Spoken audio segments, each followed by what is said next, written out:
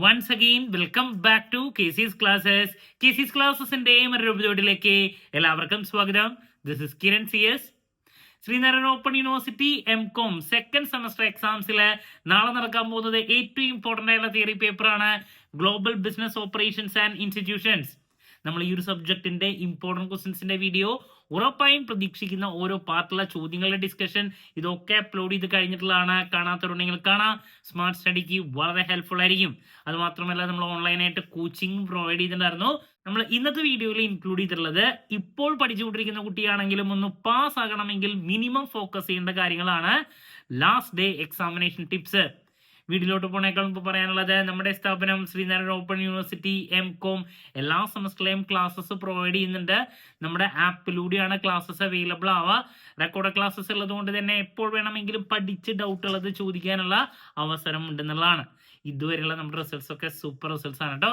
So നമ്മുടെ ക്ലാസ്സിൽ join ചെയ്ത് പഠിച്ച് നല്ല മാർക്ക് മേടിക്കാൻ താല്പര്യമുള്ള കുട്ടികൾക്ക് ഡിസ്ക്രിപ്ഷൻ ബോക്സിലുള്ള എൻ്റെ വാട്സപ്പ് നമ്പറിൽ കോൺടാക്ട് ചെയ്യാം, ക്ലാസ്സസ് ആക്സസ് ചെയ്യാം. ഓക്കെ, സോ നമുക്ക് എന്തെങ്കിലും വീഡിയോയിലോട്ട് കിടക്കാം. അപ്പോൾ ഞാൻ എപ്പോഴും പറയുന്നതാണ്, നമുക്ക് 100 മാർക്കിൽ 35 മാർക്കാണ് പാസ്സാകാൻ വേണ്ടേ. അതിൽ ഇന്റേണലും എക്സ്റ്റേണലും കൂടിയിട്ട് മതി 70 മിനിമം 21 ബാലൻസ് നമുക്ക് അസൈൻമെന്റ് സബ്മിറ്റ് ചെയ്തതിൽ നിന്ന് സ്കോർ ചെയ്താൽ മതി. സോ ലാസ്റ്റ് മൊമെന്റിൽ പഠിക്കുന്ന കുട്ടിക്കും ഈ ഒരു സ്കോറിലോട്ട് എങ്ങനെ എത്തിച്ചേരാൻ സാധിക്കും, ഇതാണ് നമ്മൾ ഡിസ്കസ് ചെയ്യാൻ പോകുന്നത്. ഞാൻ അതിന് വേണ്ടിയിട്ട് എപ്പോഴും സജസ്റ്റ് ചെയ്യുന്നത് 2 പാർട്ടിലോട്ട് മിനിമം ഫോക്കസ് ചെയ്യാനാണ്. പാർട്ട് സിയും പാർട്ട് എയും. ഈ 2 പാർട്ടിന്റെ പ്രത്യേകത, അതിൽ ഡിഫിക്കൽട്ട് ആയിട്ടുള്ള ചോദ്യങ്ങൾ വരുന്നുണ്ടെങ്കിലും കുറച്ച് ഈസി ആയിട്ടുള്ള ഓപ്ഷൻസ് എപ്പോഴും യൂണിവേഴ്സിറ്റി ഇടാറുണ്ട്. അത് എ ആണെങ്കിലും സി ആണെങ്കിലും. സി പാർട്ടിൽ നമുക്ക് 4 SC ചോദ്യങ്ങളാണ് വരുന്നത്. അതിൽ 2 എണ്ണത്തിന് ആൻസർ ചെയ്യുക. അതിൽ മിക്കതും 2 ചോദ്യങ്ങൾ ഈസിയസ്റ്റും 2 എണ്ണം കുറച്ച് ഡിഫിക്കൽട്ട് ആയിട്ടുള്ളതാണ് കാണാറ്. അപ്പോൾ ഞാൻ ഓൾറെഡി എൻ്റെ ഇമ്പോർട്ടൻറ്റ് ക്വസ്റ്റ്യൻസിൻ്റെ വീഡിയോയിലും ഉറപ്പായും പ്രതീക്ഷിക്കുന്ന ഓരോ പാർട്ടിലുള്ള ചോദ്യങ്ങളുടെ ഡിസ്കഷൻ്റെ വീഡിയോയിലും ഞാൻ എക്സ്പെക്ട് ചെയ്യുന്ന ചോദ്യങ്ങൾ സജസ്റ്റ് ചെയ്തിട്ടുണ്ട്. അപ്പോൾ ഒരു ചോദ്യത്തിന് 15 മാർക്കാണ്, 2 കൂടിയിട്ട് 30 മാർക്ക്. അപ്പോൾ നമുക്ക് മുഴുവനായിട്ട് സൂപ്പറായിട്ട് എഴുതാൻ സാധിച്ചില്ലെങ്കിലും നമുക്ക് അറിയുന്ന പോലെ ഞാൻ ആ പറഞ്ഞുള്ള ചോദ്യങ്ങൾ പഠിക്കുകയാണെങ്കിൽ ഇപ്പോൾ എസ്സേയിൽ ഞാൻ പ്രതീക്ഷിക്കുന്ന ഇപ്രാവശ്യം ഗ്ലോബൽ ബിസിനസ് എന്താണ്, അതിൻ്റെ ഫീച്ചേഴ്സ്, സിഗ്നിഫിക്കൻസ്, സ്കോപ്പ്, ഡ്രൈവേഴ്സ്, ഇതൊക്കെ ഇൻക്ലൂഡ് ചെയ്തിട്ടുള്ള ഒരു എസ്സേ ടോപ്പിക്, ഇതിൽ ഏതെങ്കിലും 1-2 ഇൻക്ലൂഡ് ചെയ്തിട്ടുള്ള ഒരു എസ്സേ ടോപ്പിക്.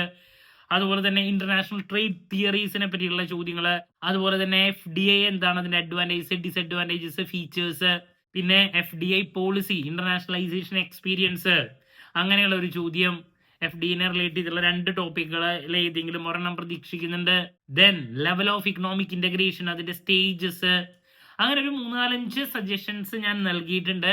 അപ്പോൾ ഇതിലേതെങ്കിലും 2 എണ്ണം നമുക്ക് അറിയുന്ന പോലെ വലിയ കുഴപ്പമില്ലാണ്ട് അറ്റൻഡ് ചെയ്യുകയാണെങ്കിൽ ഒരു ചോദ്യത്തിന് പകുതി മാർക്ക്, ഒരു 7.5 മാർക്കെങ്കിലും കിട്ടി കഴിഞ്ഞാൽ 2ഉം കൂടി അവിടെ 15 മാർക്ക്, ചിലപ്പോൾ 2ഉം കൂടുതൽ നിങ്ങൾക്ക് കിട്ടും. ഞാൻ പറയുന്നത്, നിങ്ങൾക്ക് പറ്റുന്ന പോലെ എഴുതുകയാണെങ്കിൽ പകുതി മാർക്കെങ്കിലും യൂണിവേഴ്സിറ്റി നൽകും. അപ്പോൾ 2 SC ഇതുപോലെ അറ്റൻഡ് ചെയ്യാൻ സാധിക്കുമെങ്കിൽ 15 മാർക്സ് അവിടെ തന്നെ സ്കോർ ചെയ്തു. പിന്നെ നമുക്ക് 70 ജയിക്കാൻ 21 എത്താൻ ഒരു 6 മാർക്ക് മതി.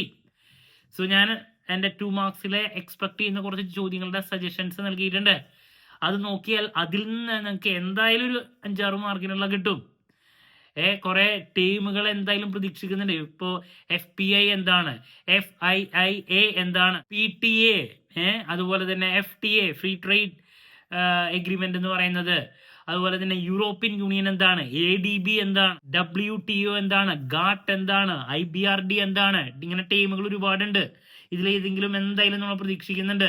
പിന്നെ FDAയുടെ ഡിഫറെന്റ് ടൈപ്സിൽ ഏതെങ്കിലും ഒരെണ്ണം. ഡൊമസ്റ്റിക് കോർപ്പറേഷൻസിനെ പറ്റിയുള്ള കൺസെപ്റ്റ്, മെർക്കന്റലിസം എന്താണ്, അതുപോലെ തന്നെ ഇന്റർനാഷണൽ ബിസിനസ് എൻവയോൺമെന്റിന്റെ ഫോഴ്സസ് നോക്കി വെക്കേണ്ടതാണ്. പിന്നെ ഫോറക്സ് ട്രേഡ് എന്താണ്, 2 മാർക്സിന് നമ്മൾ ഏറ്റവും കൂടുതൽ പ്രതീക്ഷിക്കുന്ന മറ്റൊരു ചോദ്യം. കൗണ്ടർ ട്രേഡ് എന്താണ്, അതുപോലെ തന്നെ ടേൺ കീ പ്രോജക്ട്സിന്റെ കൺസെപ്റ്റ് എന്താണ്, പിന്നെ സ്ട്രാറ്റജിക് അലയൻസ് എന്താണ്, ലൈസൻസിങ് എന്താണ്, ഫ്രാഞ്ചൈസിങ് എന്താണ്. ഇതൊക്കെ റിപ്പീറ്റ് ആയിട്ട് 2 മാർക്കിൽ നമ്മൾ കാണാറുള്ളതാണ്. പിന്നെ എക്സ്പോർട്ടിങ് എന്താണ്, ഡിഫറെന്റ് ടൈപ്സ് ഓഫ്, അതിൽ വരുന്ന പല കൺസെപ്റ്റുകളുണ്ട് എക്സ്പോർട്ടിങ്ങിന്റെ, അതിൽ ഏതെങ്കിലും ഒരെണ്ണം. അതുപോലെ തന്നെ ഗ്ലോബലൈസേഷന്റെ കൺസെപ്റ്റ് എന്താണ്. ഇങ്ങനെ 2 മാർക്സിൽ ഞാൻ ഒരുപാട് ചോദ്യങ്ങൾ പ്രതീക്ഷിക്കുന്നുണ്ട്, ഡയറക്റ്റ് ആയിട്ടുള്ളത്, ടേമുകൾ. സോ അതിൽ നിന്നൊരു 3-4 എണ്ണം എന്തായാലും നിങ്ങൾക്ക് ലഭിക്കും. സോ അങ്ങനെ SAയും 2 മാർക്സും നമുക്ക് എന്താണ് ഫോക്കസ് ചെയ്തു പോകാൻ ഇപ്പോൾ പഠിച്ചുകൊണ്ടിരിക്കുന്ന കുട്ടിക്കാണെങ്കിലും സാധിക്കും. കാരണം 2 മാർക്കിന്റെ ഈ ചോദ്യങ്ങൾ പഠിച്ച് അവസാനിപ്പിക്കാൻ അധികം സമയം വേണ്ട. SAയിൽ ഞാൻ മിനിമം ഫോക്കസ് ചെയ്യാൻ പറഞ്ഞ കാര്യങ്ങൾ നോക്കാം. സോ ഇങ്ങനെ 2 പാർട്ടിലും ഫോക്കസ് ചെയ്ത് കഴിഞ്ഞാൽ തന്നെ നമുക്ക് പാസ് മാർക്കിനേക്കാൾ കൂടുതൽ കിട്ടും.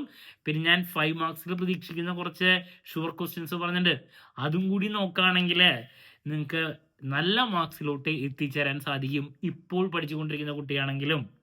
സോ 5 മാർക്സിൽ ഞാൻ എക്സ്പെക്ട് ചെയ്യുന്ന ചോദ്യങ്ങളുടെ സജഷനിൽ ഇപ്പോൾ പോർട്ടറുടെ 5 ഫോഴ്സസ്, അതുപോലെ തന്നെ ഫ്രാഞ്ചൈസിങ്ങും ലൈസൻസിങ്ങും തമ്മിലുള്ള difference, then stages of internationalisation, international business environment significance, MNCയുടെ features, advantage disadvantage, FDA FPA ഇതിന്റെ ഡിഫറൻസ്, ഇങ്ങനെ 5 മാർക്കിൻ്റെ ഞാൻ റിപ്പീറ്റ് ആയിട്ട് പ്രതീക്ഷിക്കുന്ന കുറച്ച് ചോദ്യങ്ങളുടെ വീഡിയോ ചെയ്തിട്ടുണ്ട്. അത് നോക്കുക.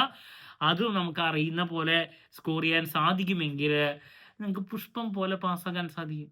ഓക്കെ, അത് മാത്രമല്ല ഫുൾ ടൈം എക്സാം മോളിൽ സ്പെൻഡ് ചെയ്യുക, ഏത് ചോദ്യങ്ങൾക്കും ആൻസർ ചെയ്യുക, നമ്മുടെ ഓൺ വേയിൽ.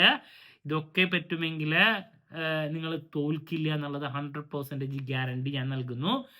സോ ഞാൻ എൻ്റെ ഓൾറെഡി ഇമ്പോർട്ടൻറ്റ് ക്വസ്റ്റ്യൻസിൻ്റെ വീഡിയോയും അതുപോലെ തന്നെ ഉറപ്പായും പ്രതീക്ഷിക്കുന്ന ചോദ്യങ്ങളുടെ ഡിസ്കഷൻ വീഡിയോസൊക്കെ കണ്ട് പഠിച്ചുള്ള കുട്ടിയാണെങ്കിൽ നിങ്ങൾക്ക് 80%, 90% അബോവ് സ്കോർ ചെയ്യാൻ സാധിക്കും.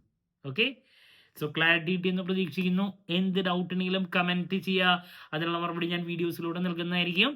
സോ നാളെ എക്സാമിന് ശേഷം എക്സാം റിവ്യൂ ആയിട്ട് വീണ്ടും കാണാമെന്നുള്ള പ്രതീക്ഷയോടെ നിർത്തുന്നു. This is Kiran CS signing off. Have a nice day. Thank you and all the very best.